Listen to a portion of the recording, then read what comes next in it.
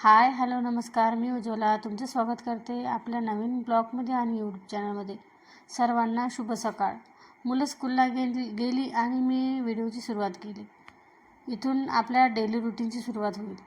सकाळी माझ्या रुटीनची सुरुवात व्हायची पूर्वी जेव्हा मुलांची स्कूल नव्हती तेव्हा मॉर्निंग वॉकपासून. सकाळी 5 वाजताच आम्ही कॉलनीतल्या काही माझ्या मैत्रिणी आणि मी फिरायला जायचो. पण जेव्हापासून स्कूल चालू झाली तेव्हापासून फिरणं माझं बंद झालं. मुलांची स्कूल असल्यामुळे मला 6:30 वाजते डबा करण्यामध्ये, मुलांची तयारी करण्यामध्ये. जेव्हा मुलं स्कूलला जातात त्यानंतर माझीच सकाळची कामं राहतात. मग यांचा नाश्ता वगैरे राहतो, त्यामुळे माझं आता फिरायला जाणं होत नाही. इकडे मी पोछा वगैरे करून घेतला आणि दीदीने पूजा केली. थोडी एखाद्या दिवशी पूजेची सुद्धा मदत खूप महत्त्वाची वाटते. कधीकधी आपल्याला कामं खूप राहतात आणि असं वाटतं कोणीतरी एखादं जरी काम केलं तरी आपल्याला तेवढाच आधार वाटतो. सकाळचे 8 वाजले पण आज ऊन खूप तापत आहे. सकाळी थोडा थंडावा होता, आभाळही होते, पण आता थोडी ऊन तापत आहे. आणि इकडे यांचं गाडी धुवायचं काम चालू आहे. 2-3 दिवस पावसामुळे गाडी खूप भरली होती, म्हणून आज त्यांना वेळ होता तर त्यांनी गाडी धुवून घेतली. नाश्त्यामध्ये आज मी तसे लौकीचे पराठे बनवले होते, पण मला नाश्ता करायचा नव्हता, म्हणून मी डाळिंब वगैरे काढले. मला हे कामात येईल आणि बाकीच्यांना नाही, म्हणून मी डाळिंबाचे दाणे काढून ठेवले आणि सर्वांनाच दिले. मी सुद्धा याचाच नाश्ता केला आज. आपल्याला हे फळं वगैरे खाणं खूप आवश्यक आहे. तसं तर फळं आपण सकाळीच खायला पाहिजे, पण आपण आपल्या स्वतःच्या आरोग्याकडे एवढं लक्ष देत नाही. नियमित व्यायाम, योगा आणि आहार व्यवस्थित, फ्रूट्स वगैरे जर वेळेवर खाल्लं तर आपल्याला कोणता आजार पण येत नाही, थकवा जाणवत नाही. पण आपण ते काहीच करत नाही. आपण फक्त कामाची गडबड असते आपल्या अंग. सर्वांची आपण व्यवस्थित काळजी घेऊ, पण आपण स्वतःची काळजी घेणार नाही, अशी प्रत्येकच लेडीजला सवय असते.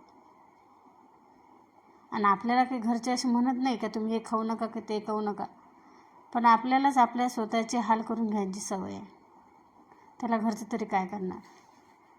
जेव्हा आपल्याला कोणता आजारपण येते किंवा अशक्तपणा वाटतो तेव्हाच आपण आपली स्वतःची काळजी घ्यायला सुरुवात करतो. ते सुद्धा काही दिवसच, नियमित तेच करणार नाही आपण पूर्ण. असं प्रत्येकच लेडीजचं काम आहे. इकडे माझा नाश्ता करून झाला, माझा आवरला आणि मी भाजीवाले दादा आले होते म्हणून भाजी घेण्यासाठी गेली.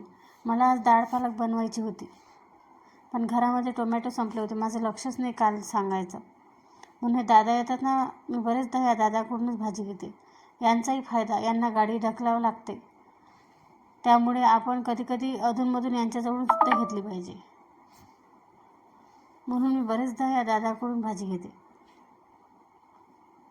जर तुम्हाला माझे व्हिडिओ आवडत असतील तर व्हिडिओला लाईक आणि चॅनलला सबस्क्राईब करायला विसरू नका.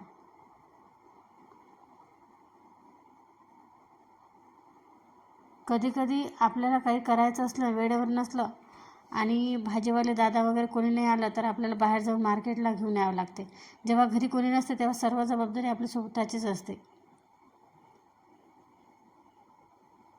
मुलं स्कूलला गेली आणि हे सुद्धा बाहेर गेले होते. मुलं येईपर्यंत आणि हे घरी येईपर्यंत मला वेळ होता स्वयंपाक वगैरे बनवायला. स्वयंपाक तसा मी निवांत बनवते. जास्त गडबडीने सर्वांचा नाश्ता जर झाला तर मी जास्त गडबडीने स्वयंपाक बनवत नाही. आज मी डाळ पालक बनवायला घेतली. मुलांची इच्छा होती डाळ पालक खाण्याची. बरेच दिवस झाले एवढ्यात मी बनवलीच नव्हती, पण आज मी वेगळ्या पद्धतीने बनवली. आज तर काही मी रेसिपी शेअर केली नाही, नंतरच्या व्हिडिओमध्ये नक्की शेअर करणार. छान झाली, जशी दिसायला छान वाटत आहे तशी चवीला सुद्धा छान झाली होती. माझ्या आईने काल माझ्यासाठी बासुंदी पाठवली होती. घरच्या दुधापासून बनवलेली आहे ही बासुंदी. माझ्या बाबाकडे दूध असते घरी, त्यांच्या घरून बनवून पाठवलेली आहे. मुलं स्कूलमधून आली आणि आज खूप ऊन तापत आहे. दुपारी स्कूलमधून मुलं येतात पण खूप थकून येतात. सकाळी 6:30 वाजतापासून जातात ही मुलं.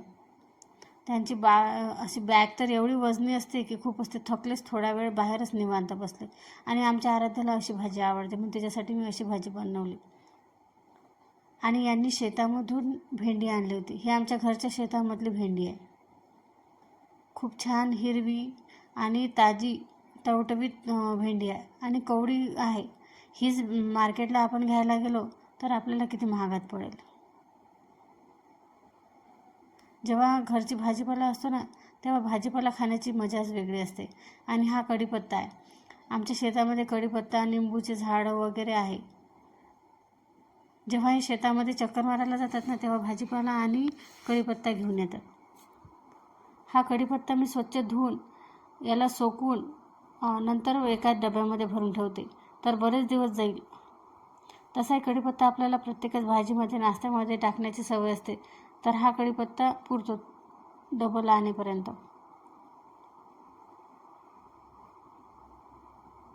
भेंडी तर काही मी एवढी धुवून ठेवली नाही. भेंडी आपण एवढी धुवून ठेवली ना तर चिकट येते, म्हणून मी भेंडी एवढी नाही धुणार आहे, उद्याच्या भाजीपुरती धुईल. कढीपत्ता धुवून सोकून मी एका डब्यामध्ये भरून ठेवीन. आणि संध्याकाळी मी इथं होममेड शॅम्पू बनवला आहे. कसा बनवला तुम्हाला कमेंट करून सांगा. तुम्हाला आवडत असेल तर मी नक्की सांगेन.